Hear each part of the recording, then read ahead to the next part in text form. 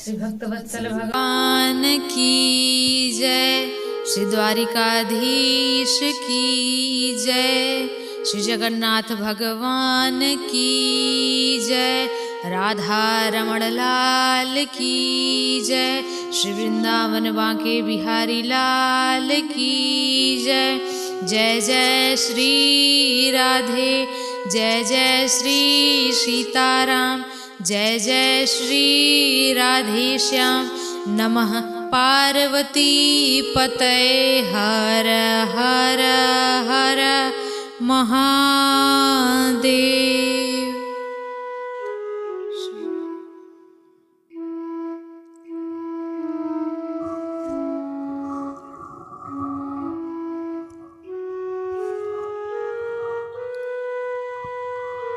आज प्रथम स्कंद की कथा में कुल 19 अध्याय हैं और साधारण गणना के अनुसार 809 श्लोक हैं। प्रथम स्कंद को अधिकार स्कंद कहा गया है। अधिकार का अर्थ होता है कि किसी वस्तु को प्राप्त करने के लिए जिसके प्रति जिसके पास पूर्णता अधिकार हो, पूर्णता संवैधानिक रूप से, मनवांछिक रूप से समझदार हो और वह उस वस्तु को ग्रहण कर सके अपनी इच्छा अनुसार, उसे कहते हैं अधिकार। जिस प्रकार एक राजा के मंत्री की मंत्रणा सभी लोग नहीं सुन सकते, उसी प्रकार इस कथा को सुनने की अनुग्रहता सबको प्राप्त नहीं होती। क्यों मंत्री की मंत्रणा सिर्फ मंत्री ही सुन सकते हैं? क्योंकि राजा के कुछ ऐसे गुप्त विवाद, कुछ गुप्त संवाद होते हैं जो वह सिर्फ अपने मंत्रियों को ही सुना सकता है।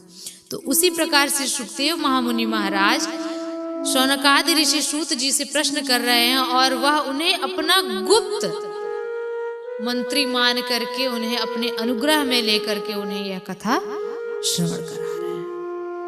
आगे सूत जी महाराज से शौनकादि ऋषि पूछते हैं कि महाराज, हे प्रभु, हे सूत जी महाराज, शौनकादि ऋषि कह रहे हैं कि आप निष्पाप हैं, आप समस्त इतिहास पुराण और समस्त धर्मशास्त्रों को विधि पूर्वक जानने के योग्य हैं, जानने के वक्ता हैं। आपने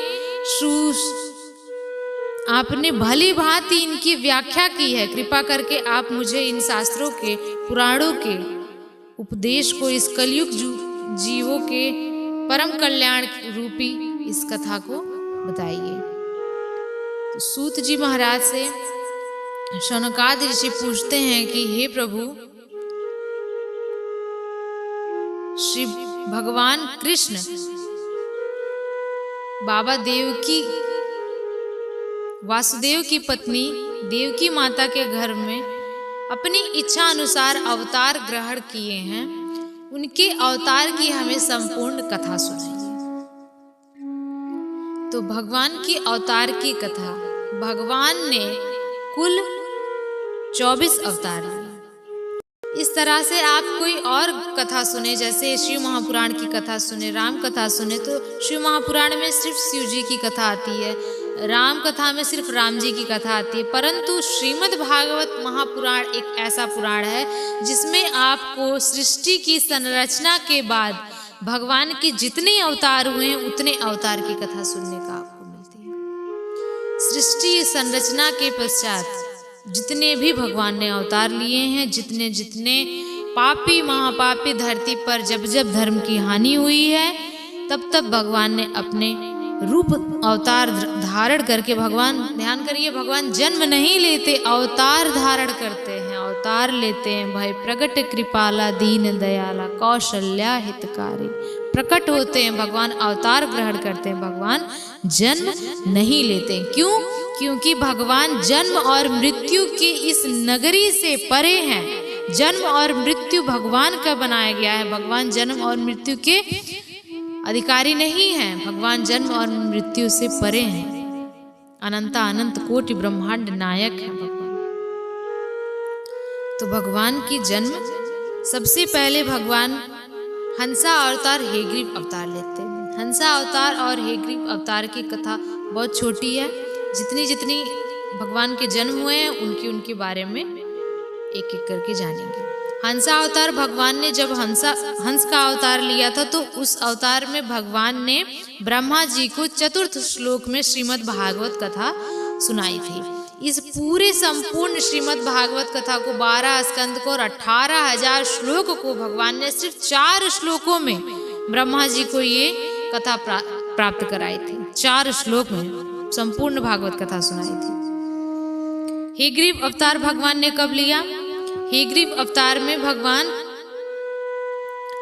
संसार की रचना करने जाते हैं तो हिरण्यकश्यपु का भाई हिरण्याक्ष भगवान संसार की रचना करने जाते हैं तो उसने वरदान प्राप्त किया था, हेग्रीव का रूप लिया था, ब्रह्मा जी से वरदान प्राप्त किया था कि कोई हेग्रीव ही उसे मार सके। तो भगवान ने शुक्र का रूप धारण करके हेग्रीव अवतार लेकर के समुद्र तल से पृथ्वी को लेकर के जाते हैं। तो जल में हिरण्यकश्यप का भाई हिरण्याक्ष कहता है, भगवान से युद्ध करने के लिए आता है। भगवान कहते हैं मेरे तल पर पृथ्वी रखी है, मुझे संसार की रचना करनी है, मुझे जाने दो। कहता है नहीं, युद्ध करने की इच्छा प्रकट करता है, बोलता है युद्ध करिए फिर जाइए। भगवान युद्ध करते हैं, युद्ध में भगवान की जीत होती है, हिरण्याक्ष की मृत्यु होती है। उसी समय हिरण्याक्ष के भाई हिरण्यकश्यपु ने प्रण ले लिया था कि वह भगवान श्री विष्णु को अपना दुश्मन मान लिया था। उसी दिन से उसने प्रण किया था कि मैं अपने भाई के मृत्यु का बदला लूंगा। तीसरा अवतार भगवान का है शनकादि अवतार। शनकादि ऋषियों के रूप में भगवान अवतार लेते हैं। धर्म की प्रतिमूर्ति गर्भ से नर नारायण के रूप में भगवान अवतार लेते हैं। चौथा अवतार भगवान का वाराह अवतार। वाराह के रूप में जब संसार डूबने लगती है तो वाराह नाम का एक वाराह अवतार में लेकर के भगवान ने चारों वेदों की रक्षा करते हैं। एक राक्षस था जो वेद को पकड़ के रखा था जब संसार डूब रहा था। भगवान जब मनु और शत्रुपा को धरती पर सृष्टि की रचना के लिए प्रलय ग्रस्त हो गई थी संपूर्ण पृथ्वी, जब संसार डूब रहा था तब उस वराह ने चारों वेद को पकड़ कर रखा था, क्योंकि वेदों को पकड़ने से वह डूब नहीं रहा था, उसकी मृत्यु नहीं हो रही थी। तब भगवान ने वाराह अवतार लिया था। वाराह अवतार लेकर के भगवान संसार की रक्षा करते हैं। पांचवा अवतार नारद अवतार। नारद भी भगवान के ही अवतार हैं। नारद के रूप में श्री हरि विष्णु के अवतार ही थे नारद जी। छठवां है नर नारायण अवतार। नर नारायण अवतार की भगवान की बहुत ही प्रेममयी ममतामयी कथा है। पृथ्वी पे भगवान ने नर और नारायण के रूप में अवतार लिया था। नर और नारायण दो पुरुष हैं, ये दोनों भाई हैं। हिमालय पर्वत पर नर और नारायण जब दोनों तपस्या कर रहे थे तो बैकुंठ में एक बार भगवान जब शयन में थे तो उनकी नेत्रों से अश्रु गिर रहे थे, भगवान रो रहे थे। तो सभी देवता आकर के भगवान से पूछते हैं, लक्ष्मी माता पूछती हैं कि प्रभु आपके नेत्र सजल क्यों हैं, आपके नेत्रों से अश्रु क्यों आ रहे हैं। तो भगवान ने नर और नारायण की पृथ्वी पे जो अवतार लिए थे उसकी कथा सुनाई। नर और नारायण जब तपस्या कर रहे थे तो उन्होंने देखा कि एक साहूकार सेठ, धनाढ्य सेठ का पुत्र है और वह रोज अपनी प्रियसी, अपनी प्रियतम से मिलने रोज जाता था, पूरा दिन उसके पास रहता था और शाम को फिर वह घर लौट जाया करता था। उसके पास धन इत्यादि थे, धन लेकर के वह रोज प्रतिदिन अपने प्रियसी के पास जाए, सारा दिन उसके पास बिताए और शाम को घर लौट जाए।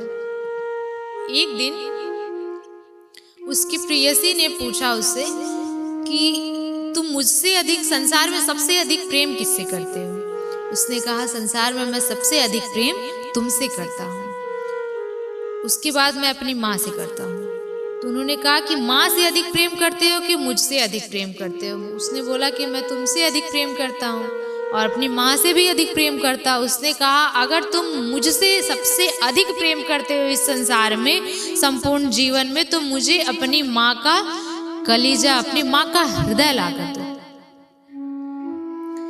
अब वह सोची कि वह साहूकार का बेटा सोची कि मैं ऐसा कैसे कर सकता हूँ, मैं अपने इस प्रेम का प्रमाण देने के लिए यह नहीं कर सकता। अब वह खूब रोए जाए, खूब रोए जाए, खूब रोए, खूब दुखी मन से घर की ओर लौट के जा रहा है कि वह अपनी माँ से इस प्रकार का प्रश्न कैसे करे। वो अपनी माँ से कैसे कहे कि माँ, मुझे अपने प्रियतम को अपना प्रेम स्थापित करने के लिए, अपने प्रेम को जताने के लिए, प्रेम प्रमाण के लिए मुझे आपका हृदय चाहिए। वह रोते हुए जा रहा था। तो उस समय नारायण ने उसे देखा, उसे बुलाया अपने पास, बोला कि तुम आज रोज प्रतिदिन खुश होकर के अपनी प्रियसी से मिलकर के जाते हो, आज क्या हुआ है, तुम इतनी दुखी क्यों हो? उसने कहा कि मेरी प्रियसी ने मेरी माँ का कलेजा मांगा है। कहा कि अगर आप संसार में मुझसे सबसे अधिक प्रेम करते हैं तो मुझे अपनी माँ का कलेजा ला करके दीजिए। तो नर नारायण भगवान कहते हैं कि क्या तुम अपनी माँ से ये कह सकते हो? तो उसने कहा मैं अपनी माँ से नहीं कह सकता हूँ। तो वह दुखी होकर के घर की ओर चला जाता है, घर जाता है, उदास रहता है। देखिए, संसार में कोई आपकी उदासी, कोई आपकी मन की बात समझ सके या ना सके। वैसे तो सबसे ज्यादा समय इंसान बचपन में, देखिए, संसार में पति पत्नी को कहना पड़ता है कि मैं तुमसे बहुत प्रेम करता हूँ, भाई बहन को कहना पड़ता है कि मैं तुमसे बहुत प्रेम करता हूँ, दोस्त मित्र सखी सहेलियाँ एक दूसरे से कहते हैं कि यार हम आपसे बहुत प्रेम करते हैं, हम आपकी बहुत चिंता करते हैं, हम आपके बहुत खास मित्र हैं, परम मित्र हैं, हम आपसे बहुत प्रेम करते हैं। लेकिन इस संसार में दो जीव ऐसे हैं जो कभी नहीं कहते कि मैं तुमसे बहुत प्रेम करता हूँ, उन्हें प्रेम जताने की कभी आवश्यकता नहीं पड़ती। वो कौन है? आपकी माता और पिता। माँ बाप कभी नहीं कहते कि, अपने बच्चों से कभी नहीं कहते कि मैं तुमसे बहुत प्रेम करता हूँ। क्यों नहीं कहते वो कभी? क्योंकि अच्छा ये बताइए, जो जल में डूबा हुआ हो, जो जल में संपूर्ण डूबा हुआ हो, वह व्यक्ति कभी कह सकता है कि मैं डूब रहा हूं? नहीं कह सकता। लेकिन जो जल में डूबा ना हो, जल के ऊपर हो, वो चिल्ला चिल्ला करके कह सकता है कि मुझे बचाओ, मुझे बचाओ, मैं डूब रहा हूं। परंतु जो जल में संपूर्णता से डूबा हुआ हो, वह नहीं कह सकता। इसलिए माँ बाप वो चीज है हमारे जीवन की, वो हिस्सा है, वो अंग है हमारे, वो प्रेम में डूबे हुए हैं। उन्होंने आपको अपने प्रेम से जन्म दिया है। वो कभी नहीं कह सकते कि मैं तुमसे कितना प्रेम करता हूं। माँ बाप श्वास होते हैं, उनके बच्चे उनके सांस के समान होते हैं। जिस प्रकार सांस लिए बिना इंसान नहीं रह सकता, उसी प्रकार माँ बाप अपने बच्चों के बिना नहीं रह सकते।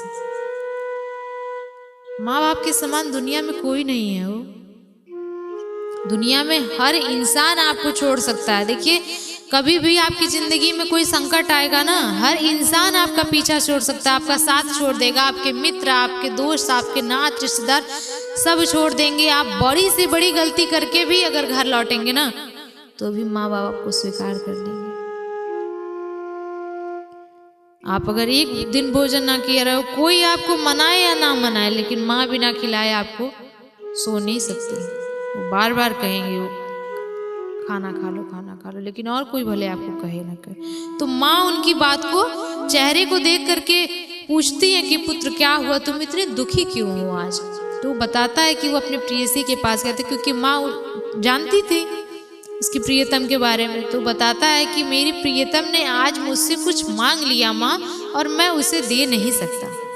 माँ ने कहा क्या मांग लिया? क्या? माँ बहुत ज्यादा उसे भावुक कर देती है, बहुत ज्यादा ही प्रभावित कर देती है कि अपने मन की वो बात बताए, परंतु फिर भी वो नहीं कहता। लेकिन रोते रोते, कहते कहते उसके मुख से निकल जाता है कि माँ, उसने मुझसे आपका कलेजा मांगा है।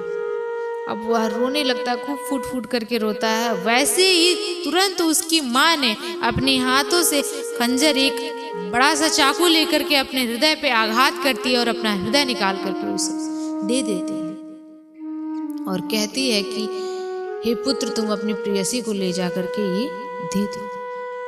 अब साहूकार का बेटा खूब रोए, खूब रोए, खूब रोए। उसके हाथों में अपनी माँ का हृदय देख करके उसके हाथ पैर कांपने लगे कि मेरी माँ ने अपना हृदय निकाल करके मुझे दे दिया। इस घटना को देख कर कि बैकुंठ में भगवान की आंखों में आंसू आ गए थे।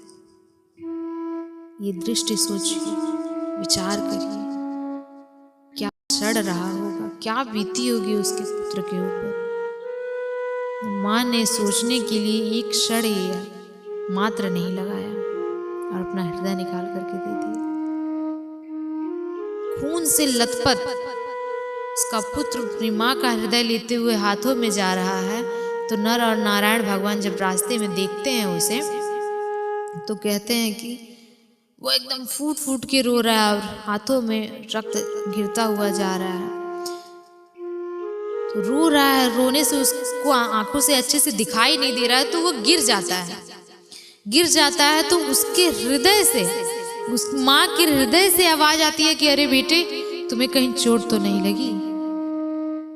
उस हृदय से आवाज आती है कि तुम्हें कहीं चोट तो नहीं लगी।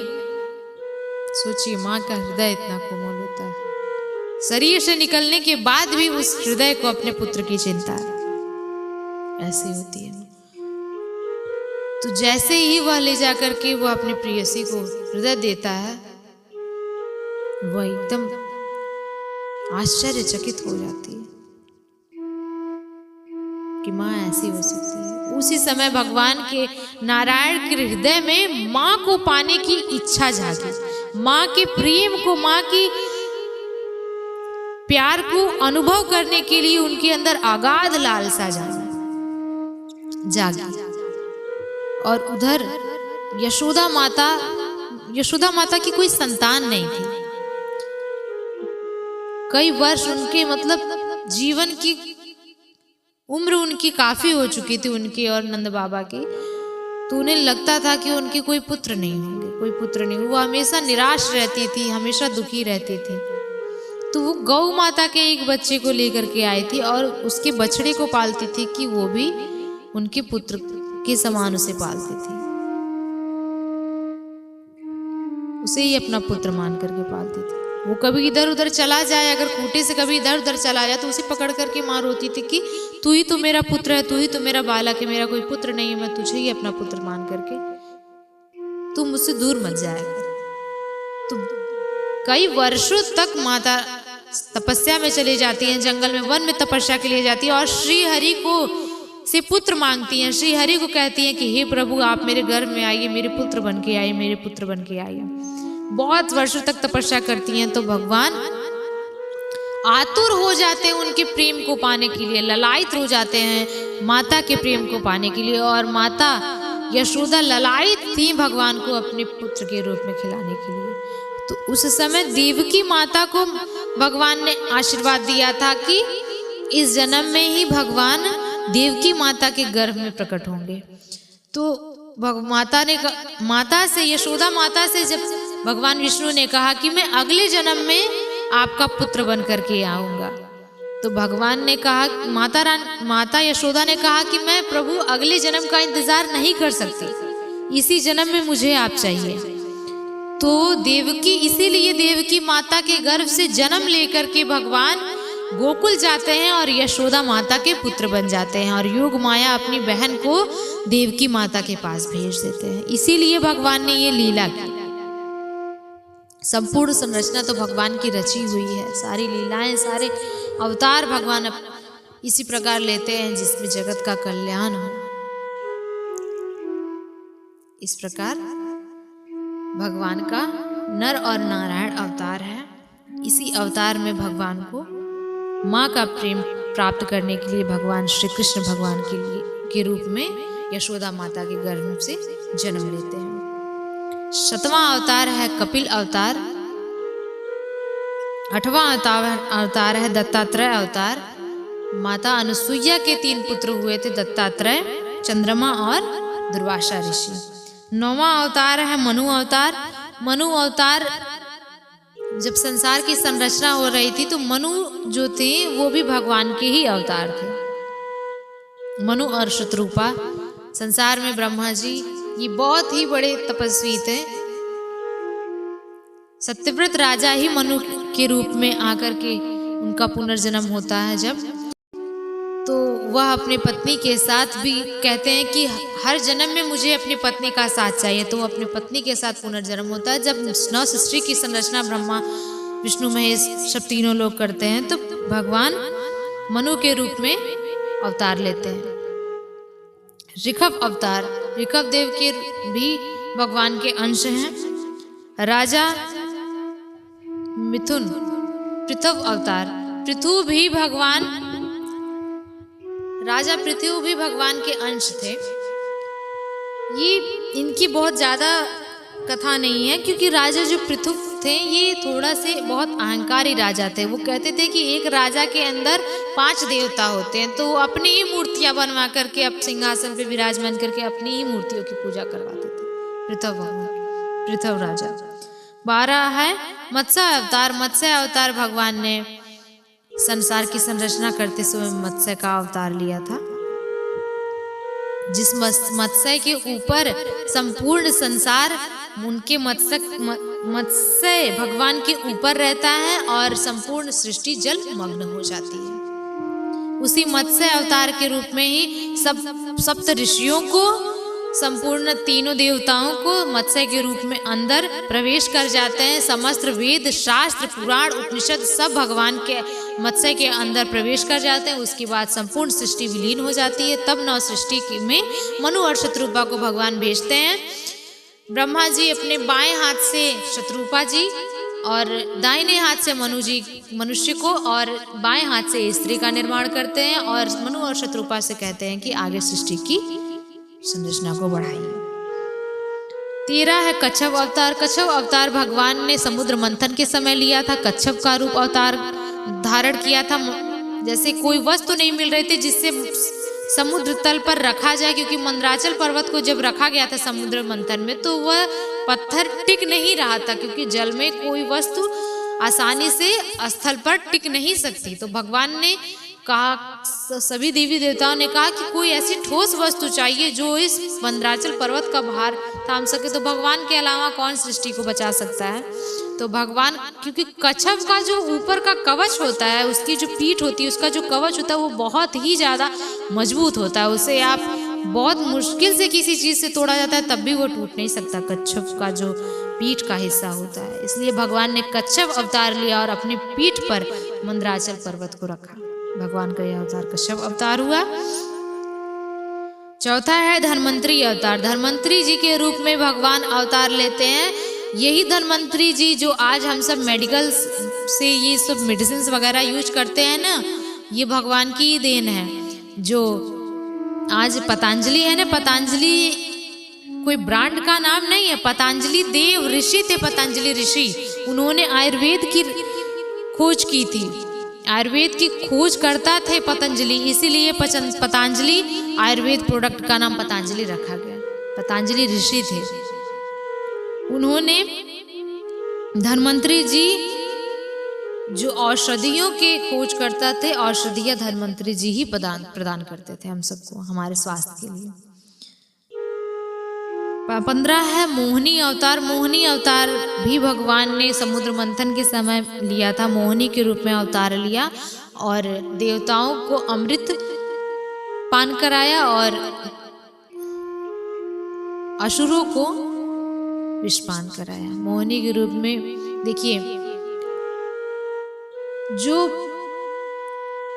राक्षस थे, असुर थे, असुर हमेशा कामी होते हैं। जैसे जो नेगेटिव माइंड के लोग होते हैं ना, उनकी नेगेटिव एनर्जी की तरफ उनकी एनर्जी बहुत पावरफुल होती है, नेगेटिव चीज की तरफ। तो जो असुर होते थे ना, वो कामी होते थे, काम को देख करके मोहित हो जाते थे। तो भगवान इतने सुंदर थे, इतने सुंदर थे कि भगवान शिव भी भगवान को देख करके मोहित हो जाते हैं मोहिनी अवतार में। तो असुर कैसे ना हो? अब देवता तो जान ही रहे हैं कि ये भगवान है। अब मोहिनी के पीछे लोग नाचते हुए सब असुरों को भगवान ने विष का पान करा दी। क्योंकि देखिए, अब सब कहते हैं कि अगर भगवान छल करते हैं, देवताओं को तो अमृत पिला दिया और असुरों को अमृत नहीं पिलाए, तो सब में बराबर 50-50 उनको करना चाहिए। लेकिन आप बताइए,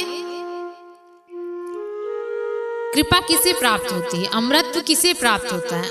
जीने की पात्रता, कृपा की पात्रता किसके पास है? कृपा की पात्रता तो वही पा सकता है ना जो कृपालु हो, जो दयालु हो, जो कृपा करते हो, लोगों का कल्याण करते हो, अच्छे कार्य करते हो। जो खुद आसुरी हैं, जो कभी अच्छे कार्य नहीं करते, जो किसी का भला नहीं करते, वो तो भगवान की तपस्या इसलिए करते हैं कि वरदान में ब्रह्मा जी से मांग लेंगे और उसके बाद वरदान मांगने के बाद उपद्रव करेंगे, संसार को कष्ट पहुंचाएंगे, देवताओं को क्षति पहुंचाएंगे, पृथ्वी लोक को, आकाश लोक को, स्वर्ग लोक में भगवानों को क्षति पहुंचाते थे। इसलिए भगवान ने कहा कि इनको अमृत नहीं पिलाना। इसलिए मोहिनी अवतार का रूप धारण करके देवताओं को अमृत का पान कराते हैं भगवान। 16वां है नरसिंह अवतार। हिरण्याक्ष जब भगवान से युद्ध करने लगा कि प्रहलाद जिसे जो अदिति थी, देवताओं की माता, हिरण्याक्ष और हिरण्यकश्यप की माता, संध्या के समय में अपने स्वामी से कहती हैं कि पुत्र इच्छा प्रकट करती हैं। तो भगवान ऋषि कहते हैं कि यह संध्या का समय है, संध्या के समय में यह कार्य उचित नहीं है। संध्या की बेला गौधूली बेला होती है। गौधूली बेला इसे क्यों कहते हैं कि उसी समय भगवान अपनी गायों को धो करके घर लेकर के जाते थे, इसीलिए उसे गौधूली बेला कहा जाता है। गौओं को धो करके वह घर लेकर जाते थे, उनकी बेला है। तो गौ को लेकर के जब भगवान घर आते थे तो सारे दिन भगवान बाहर रहते थे, तो यशोदा माता उनको भोजन, पकवान, मिठाइयाँ इत्यादि लेकर के इंतजार करती थी और उनको भोग लगाती थी। तो भगवान प्रसन्न हो जाते थे, बोलती थी अरे कन्हैया तू आ गया, पूरे दिन भूखे रहता है, गैयों को चराने के लिए जाता है, मैं बोलती हूँ कि तू गैयों चराने मत जा।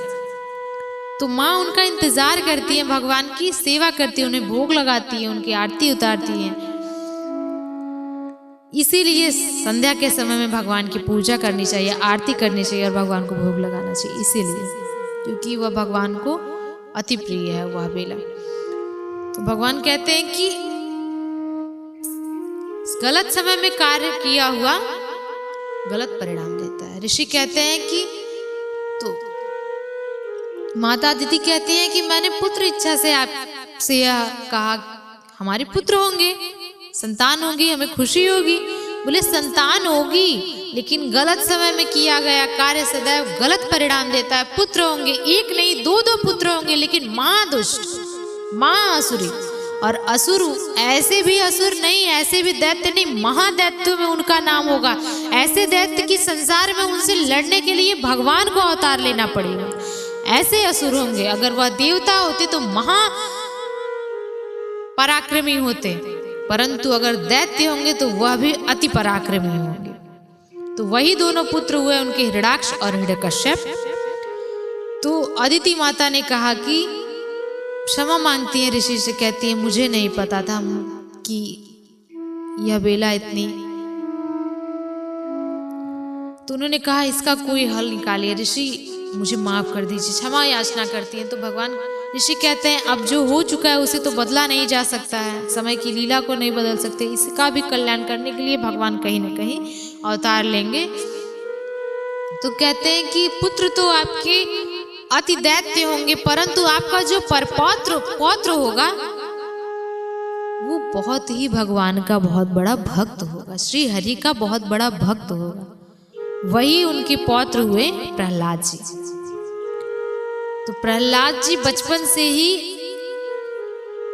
भगवान के भक्त के रूप में तो अवतार लिए ही थे, लेकिन बचपन से ही बच्चों को जिस आचरण में, जिस इन्वायरमेंट में रखा जाता है, कहते हैं ना कि माहौल का, प्रकृति का बहुत बड़ा प्रभाव होता है। अगर आपको रेगिस्तान में, आपको राजस्थान की भूमि पर रखा जाए जहाँ बहुत धूप, बहुत गर्मी होती है, तो आप जब इस जलवायु में आ जाएंगे जहाँ बहुत ठंड पड़ती है, तो आपको कोई ना कोई एलर्जी, कोई ना कोई डिफरेंस तो आपकी बॉडी में इफेक्ट करेगा ही। तो उसी प्रकार जब भगवान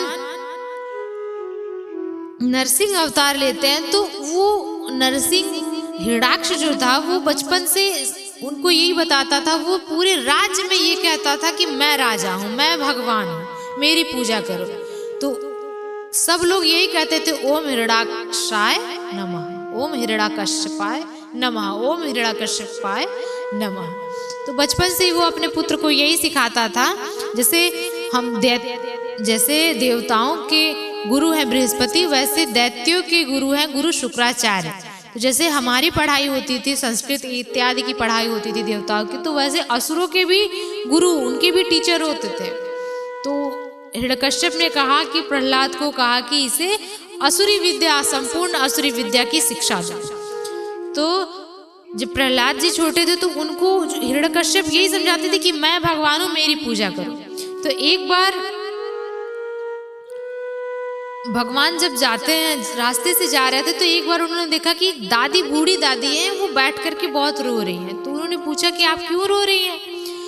तो एक मटके में एक बिल्ली का बच्चा, छोटा सा बच्चा था, वो उस मटके में जाकर के बैठ गया था और दादी ने उस मटके को देखा नहीं और उस मटके को अग्नि पे जाकर के रख देती है और रखने के बाद वह बिल्ली जल करके मर जाती है। तो वह उसे देख करके बहुत रोती है, बहुत रोती कि हे भगवान, मुझसे कितना बड़ा पाप हो गया, मैंने इस जीव की, इस सुंदर पशु की, इस बिल्ली के बच्चे की मैंने हत्या कर दी, मुझसे कितना बड़ा मुझे पाप लगा। तो बहुत रोती है। तो बोलती है कि हे भगवान क्यों कर रही हैं? अगर क्षमा मांगनी है तो आप भगवान को बुला क्यों रही हैं? आप उनके पास चले जाइए। तो प्रहलाद जी से वो कहती हैं कि तुम्हें कैसे पता, भगवान के पास कैसे जा सकते हो, क्या तुमने भगवान को देखा? तो प्रहलाद जी कहते हैं कि मैं तो रोज देखता हूँ। बोले कौन? बोले कौन? मेरे पिता ही तो भगवान है। बोले तो दादी कहती है कि अपने आप को भगवान कहने से कोई भगवान नहीं हो जाता, तुमने भगवान के दर्शन किए हैं? तो बोले कि मेरे तो पिताजी कहते हैं कि वही भगवान है। अब वो छोटे से बालक है, उन्हें क्या पता, प्रहलाद जी 5 साल के छोटे से बालक, उन्हें क्या पता कि भगवान क्या होते हैं। तो उन्होंने कहा भगवान को कभी तुमने देखा है? तब वह विनती करती हैं, वृद्ध दादी वह विनती करती हैं कि हे प्रभु, हे नारायण, हे श्री हरि, कहा कि अगर तुम्हारी सच्ची भक्ति है, अगर तुम भगवान को इतना मानती हो तो बुलाओ अपने भगवान को, मुझे भी दर्शन कराओ। तो उसने कहा कि हे श्री हरि, हे जगत के पालनहार, हे सृष्टि के रचयिता, हे भगवान विष्णु, मेरी अगर भक्ति सच्ची है, मैंने अगर सच्चे हृदय से आपको पुकारा, मैंने सच्चे हृदय से आपकी पूजा की है, तो कृपया करके आप दर्शन दीजिए प्रभु, मेरी लाज बचाइए। उसी समय साक्षात श्री हरि विष्णु चतुर्भुज रूप में प्रकट होकर के दर्शन देते हैं। बोलिए श्री विष्णु भगवान की जय। उसी प्रकार जब प्रहलाद जी भगवान के विराट रूप का दर्शन करते हैं, तब तो प्रहलाद जी को संसार में कुछ दिखे ही ना। वह वहीं से बोलते हुए निकले, श्रीमन नारायण नारायण हरि हरि, भजमन नारायण नारायण हरि हरि। हर जगह उनको भगवान ही दिख रहे हैं, हर जगह भगवान का चतुर्भुज रूप, हर जगह भगवान विष्णु श्री हरि हरि शरणम श्री हरि हरि शरणम बोलते हुए घर जा रहा है। वो तेरी लीला प्रभु है न्यारी न्यारी हरि हरि, तेरी महिमा प्रभु है प्यारी प्यारी हरि हरि, श्रीमन नारायण नारायण हरि हरि, भजमन नारायण नारायण हरि हरि बोलते हुए हरि हरि हरि हरि श्री हरि हरि शरणम बोलते हुए घर जाते हैं। तब उनके पिता सुनते हैं कि ये श्री हरि मेरे दुश्मन का नाम कहाँ से ले रहा है, ये मेरा दुश्मन का नाम कैसे ले रहा है। उसने कहा संसार में कुछ नहीं है, भगवान के सिवा कुछ नहीं है, सिर्फ एक भगवान श्री हरि श्री हरि। बोले तुम भी बोलो, तुम्हारा कल्याण हो जाएगा। भगवान इतने सुंदर है, इतने सुंदर है कि भगवान को जो देखे उसके बाद वो संसार में कुछ देखे ही ना। तो हिरण्यकश्यप तपस्या करने चले जाते हैं और उनसे कहते हैं प्रहलाद जी को, इससे दैत्यों के जो गुरु थे उनके पास भेज देते हैं कि उस गुरुकुल में जाकर के इसे भेज दो, हमारे घर में इसे रहने की आवश्यकता नहीं, जाकर के इसे सारी असुरी विद्या सिखाओ। अब वहां पे जाकर के सब कहे ओम हिरण्याक्षाय नमः, ओम हिरण्याक्षाय नमः, हिरण्यकश्यपाय नमः। तो वो कहे नहीं नहीं, बोलो ओम नमो भगवते वासुदेवाय नमः, ओम नमो भगवते वासुदेवाय नमः। तो सब अब राक्षस का नाम ले रहे हैं तो राक्षस का प्रभाव आएगा। किसी के सर में दर्द हो, किसी के पेट में दर्द हो, तो किसी के पाँव में दर्द हो, वो हमेशा परेशान ही रह करी। एक बार मेरी विष्णु का, भगवान का तो नाम लेकर के देखो, तुम्हारे शरीर के, तुम्हारे जीवन के सारे कष्ट मिट जाएंगे। अब भगवान की दिन भर प्रशंसा करें प्रहलाद जी। बोले अरे तुम्हारे भगवान है कैसे, तुमने भगवान को अपने देखा? बोले अरे मेरी भगवान इतनी सुंदर है, चतुर्भुज रूप, इतने बड़े बड़े हाथ हैं, हाथों में शंख गदा, इतने सुंदर रूप है, कमल जैसे नेत्र है, इतने बड़े बड़े उनके नेत्र है, इतने बड़े बड़े चमड़, इतना विराट रूप है भगवान का। इतना रूप उनका देख लोगे तो तुम जीवन में कभी कोई चीज देखोगे ही नहीं। भगवान इतने सुंदर है। बोले अपने भगवान के कुछ बारे में बता। तो प्रहलाद जी अपने भगवान के सब विशेषता बताते, भगवान इतने सुंदर हैं, भगवान ऐसी करते हैं, भगवान ऐसी लीलाएं करते हैं, उनके रूप ऐसा, उनका स्वर ऐसा है बताते हैं। अब वो कहते हैं कि एक बार तो बोल के देखो, ओम नमो भगवते वासुदेवाय, एक बार तो बोल कर देखो। जैसे ही वो सब भी ओम नमो भगवते वासुदेवाय नमः बोलते हैं, उनके शरीर के सब दर्द मिट जाते हैं। बोले देख लिया ना। तो उसी समय तब वो जाकर के हिरण्यकश्यप आकर के देखता है कि मैंने इसे असुरी विद्या प्राप्त कराने के लिए यहाँ भेजा था, ये तो सबको अपने हरि का भक्त बना रहा है। तब वो बहुत सी तरीके से प्रहलाद जी को कष्ट पहुंचाता है, पर्वत से गिराता है, नदी में गिराते हैं, पर्वत से धक्का दे देते हैं कि भगवान गिर जाएं, खंबे से बांध करके भगवान के ऊपर आघात करने ही जाते कि बीच में उनकी माता आ जाती है। माता रोक लेती है कि मेरे पुत्र को न मारिए। उसी प्रकार माता की मृत्यु हो जाती है। प्रहलाद जी कहते हैं कि अहो धन्य हे श्री हरि, मेरी माता को आपने स्वर्ग प्रदान किया, धन्य हो प्रभु, धन्य हो। वो और क्रोधित हो जाता है कि मेरा बालक हो कि मेरे शत्रु का नाम लेता है, तेरी वजह से तेरी माँ की मृत्यु हो गई। वो और क्रोध प्रकट करता है, बोलता है कि अगर तुम्हारे प्रभु में शक्ति है तो अपने भगवान को बुलाओ अपने भगवान को। खंबे में बांध करते हैं, अपनी बहन होलिका को गोद में लेने के लिए बैठ जाते हैं। पूरी अग्नि दहन होती है, क्योंकि होलिका को वरदान प्राप्त था कि वो अग्नि से जल नहीं सकती। वो सोचती है गोद में लेकर के बैठूंगी मैं तो जलूंगी नहीं, ये जल जाएंगे प्रहलाद जी। अब प्रहलाद जी भगवान का नाम ले रहे हैं। और भगवान के एक बात हमेशा याद रखनी चाहिए कि कभी भी आज तक भगवान की पूजा करते समय, भगवान की तपस्या करने वाले की मृत्यु उस समय नहीं हुई। अगर आप भगवान का नाम ले रहे हैं तो उस समय आपकी मृत्यु, कोई भी पुण्य काम यज्ञ अनुष्ठान आप करने बैठे हैं तो आपको कोई भी कष्ट नहीं पहुंचा सकता उस क्षण, क्योंकि उस क्षण वहां भगवान आपकी रक्षा करने के लिए विराजमान रहते हैं।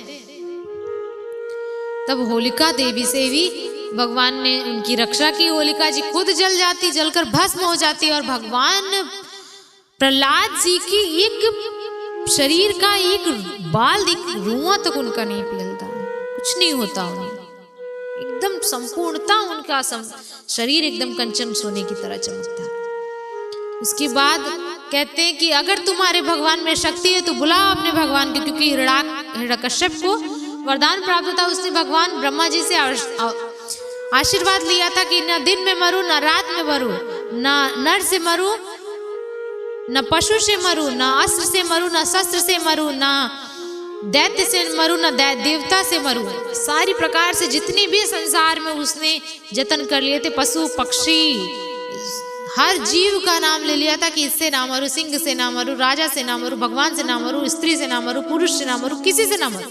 संसार ब्रह्मा की सृष्टि में, बनाई हुई सृष्टि में किसी भी चीज से ना मरूं। तो भगवान विष्णु ने कहा कि मैं ब्रह्मा की रची हुई सृष्टि में मैं नहीं आता, क्योंकि श्रीहरि के नाभि से, कमल से ही ब्रह्मा जी की उत्पत्ति हुई है। तो उनकी तो जन्म करता तो वो स्वयं भगवान विष्णु ही हैं। तो ब्रह्मा जी की सृष्टि में श्रीहरि नहीं आते। तो संध्या के समय में न पशु, न नर, न पशु, वह नरसिंह, आधा शर उनका सिंह का था और संपूर्ण शरीर उनका नर का था। नरसिंह अवतार में बोले अस्त्र से न शस्त्र से मैं तुम्हें अपने नाखूनों से मार रहा हूँ, घर में ना बाहर, दहली पे बैठ के मार रहा हूँ, दिन में ना रात में, संध्या का वेला है, नर ना पुरुष ना स्त्री, मैं पुरुष भी नहीं हूँ स्त्री भी नहीं हूँ, अर्धनारीश, मैं नरसिंह अवतार हूँ। उस समय भगवान अपना नरसिंह अवतार लेते हैं और प्रहलाद जी की प्राणों की रक्षा करते हैं।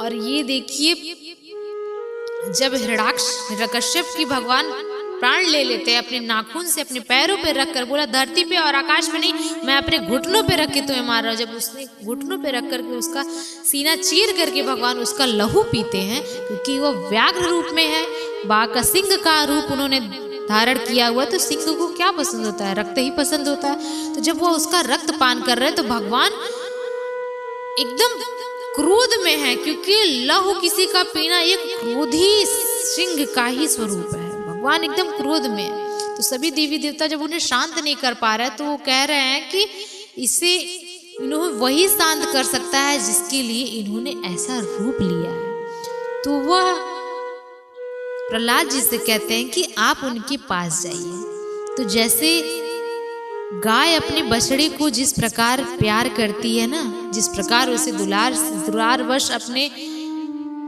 अधरों से अपने मुख से अपने लगाए रहती है, उसी प्रकार भगवान के पास जब प्रहलाद जी जाते हैं तो वह अब भगवान नरसिंह रूप में है। तो पशु अपने बच्चे को किस प्रकार प्यार करते हैं, पशु अपने बच्चे को चाटने लगते हैं। तो जीवा से भगवान प्रहलाद जी को लाड कर रहे हैं। अब लाड करते करते भगवान का क्रोध शांत होता है, प्यार करते हैं भगवान। अब देखिए भक्त की प्रेम की यह महिमा है कि भगवान पशु के रूप में भी अपने भक्त को प्यार कर रहे हैं। इस प्रकार भगवान नरसिंह अवतार लेते हैं। 17 है पटुक अवतार। भगवान छोटे से वामन के रूप में अवतार लेते हैं और राजा बलि के यहाँ भिक्षा मांगने जाते हैं। 3 पग में उन्होंने संपूर्ण धरती नाप ली थी। धरती लोक स्वर्ग लोक नाप लिया था। 2 पग में धरती लोक और स्वर्ग लोक नाप लिया था। तीसरा लोक राजा बलि कहते हैं कि मैं रखूं, तो बोले दानी बड़ा या दान बड़ा? बोले दानी बड़ा। तो बोले कि तीसरा पैर संपूर्ण संसार में मेरा कुछ नहीं बचा, ये सिर्फ शरीर ही मेरा बचा है, आप मेरे शरीर पर अपना तीसरा पैर पग रखिए। तीसरे पग में संपूर्ण धरती नाप लेती है। अब देखिए जब भगवान वामन के रूप में अवतार लेकर के आते हैं तो वामन भगवान जब छोटे से बालक के रूप में बौने वामन अवतार, उनकी बौने बच्चे के रूप में, अब इतना सुंदर उनका स्वरूप है कि सर पे बाल नहीं है, बड़ी सी चोटी है, आकर्षक रूप, पूरा गोरा सा तन है। पटुक के रूप में कमंडल हाथ में लिए हैं। सभी देवता, धरती माता, वरुण देवता, बृहस्पति देवता एक पात्र प्रदान करते हैं, छतरी प्रदान करती है, कोई उन्हें डंडा प्रदान करते हैं चलने के लिए, छतरी प्रदान करते हैं धूप से बचने के लिए, कमंडल देते हैं, एक हाथ में पात्र देते हैं कि कुछ भी आप कहीं पाइएगा तो इसमें पा लीजिएगा। सभी देवी देवता उन्हें कुछ न कुछ प्रदान करते हैं। पटुक भगवान जाते हैं राजा बलि से, क्योंकि जब दैत्यों पे संकट आता है तो जो दैत्यों के गुरु है शुक्राचार्य, उनकी नजर हमेशा देवताओं पे रहते हैं कि कोई भगवान इन्हें श्राप दे तो वह आक्रमण करें।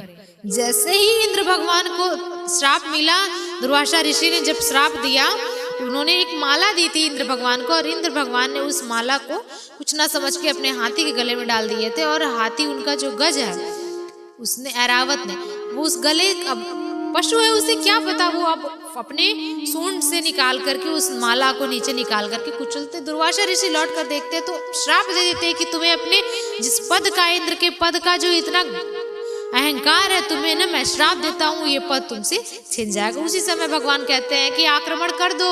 शुक्राचार्य कहते हैं आक्रमण कर दो, दैत्य श्रापित है, उनकी नजर बस वहीं रहती है। उसी समय भगवान उनको श्राप दिए थे। तो उस प्रकार जब बलि को जब युद्ध हुआ तो बलि उस समय दैत्यों के राजा थे, परंतु बलि दानी बहुत थे, दान बहुत करते थे। तो बलि ने 2 घड़ी का पुण्य किया था, बस 2 घड़ी। 1 घड़ी में 12 मिनट होती है, 2 घड़ी में 24 मिनट। 24 मिनट का पुण्य क्या किया था उन्होंने? पूरे जीवन उन्होंने डकैती, चोरी, लूट मार इत्यादि ही किए, उन्होंने कोई पुण्य का काम नहीं किया। जब उनके स्वर्ग में उनका हिसाब होने लगा तो उन्होंने कहा कि पहले पाप भोगना चाहते हो कि पुण्य? गुरु शुक्राचार्य ने कहा कि बोल दो पुण्य, पुण्य बोल दो। तो पुण्य क्या किया था कि एक बार वो पेड़ के नीचे बैठे रहते हैं तो उनके बगल में एक कुत्ता रहता है, तो वो भूखा प्यासा एकदम बैठा रहता है। तो उनके पास 2 रोटियां थी राजा बलि के पास, तो उन्होंने 1 रोटी उसे दे दी, 1 रोटी खुद खाने लगे। तो 1 रोटी वो खा गया। तो फिर वो एक रोटी खा चुका, एक रोटी बचा था, तो फिर उन्होंने सोचा कि अब एक रोटी बची है, ये भी इसे दे देता हूँ, बेचारा भूखा होगा। तो वो रोटी भी उन्होंने दे दी उसे। तो इतना उसे 2 रोटी खाने में कुल 24 मिनट लगे थे। तो इस प्रकार भगवान को, उनको राजा बलि को यह पुण्य करने में कुल 2 घड़ी 24 मिनट का समय लगा। तब भगवान ने उन्हें 24 मिनट का पुण्य उनका वही था। बोले पूरे जीवन में तो एकदम पाप ही पाप किए, कोई पुण्य का काम नहीं किया, मात्र 2 घड़ी 24 मिनट का मात्र पुण्य किया। बोले क्या? बोले एक कुत्ते को इन्होंने 2 रोटी खिलाई। बोले पुण्य भोगना चाहते हो कि पाप? बोले शुक्राचार्य ने बोल दिया, बोला कि बोल दो पुण्य। अब पुण्य बोल दिया। पुण्य वो 2 घड़ी का पुण्य इतना था, बोले कि इसके लिए आपको स्वर्ग मिल सकता है। स्वर्ग जैसे मिला, भगवान शुक्राचार्य ने उनको कहा था कि जैसे ही स्वर्ग मिलेगा भूल मत जाना, क्या आप स्वर्ग का सिंहासन पाने के लिए अप्सराएं नृत्य कर रही हैं। स्वर्ग का राजा बन चुका है, राजा अधिराज के स्वर्ग के राजा बन चुके हैं। गद्दी पर बैठने के बाद कहते हैं ना, मति पलट जाती है।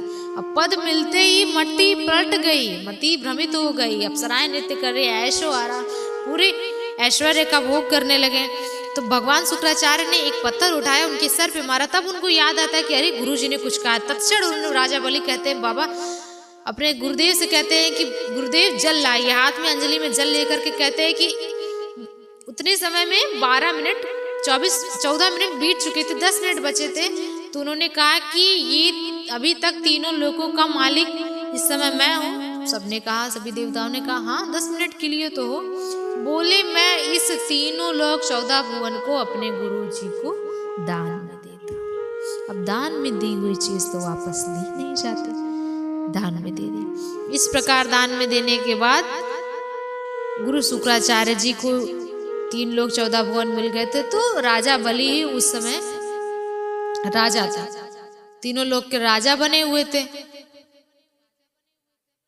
तब भगवान उनसे कहते हैं कि उनसे 3 लोक 14 भुवन वापस लेने के लिए भगवान उनके यहाँ वामन का अवतार लेकर के जाते हैं। और राजा बलि उस समय यज्ञ पर बैठे रहते हैं। तो उन्हें देख करके इतने सुंदर भगवान लगते हैं कि राजा बलि कहते हैं कि आज मन करता है अपना सर्वस्व लुटा दूं, सर्वस्व अपना सब कुछ दान कर दूं। तो उनकी एक पुत्री थी, उनकी एक पुत्री थी। तो उनकी पुत्री उनको देख करके उसके अंदर वात्सल्य भाव प्रकट होता है।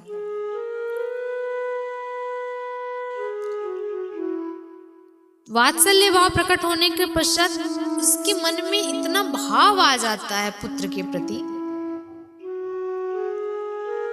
पुत्र के प्रति यह भाव आ जाता है कि शायद ये मेरे पुत्र होते अगर, तो मैं इसे अपना स्तनपान कराती, यानी उसके अंदर ये भाव प्रकट हो जाते हैं पुत्र के। तो वो सोचती है कि अगर ये मेरे पुत्र होते तो मैं इन्हें अपना दुग्ध पान कराती, इन्हें अपना स्तनपान कराती। तो जब राजा बलि से वह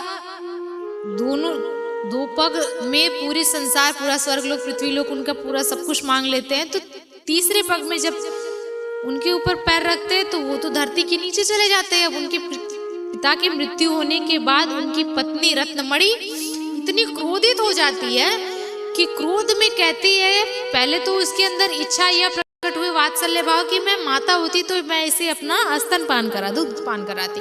परंतु जब वह क्रोध में आ जाती है तो वो सोचती है कि अगर ये मेरा पुत्र होता तो मैं इसे विष पान करा देती।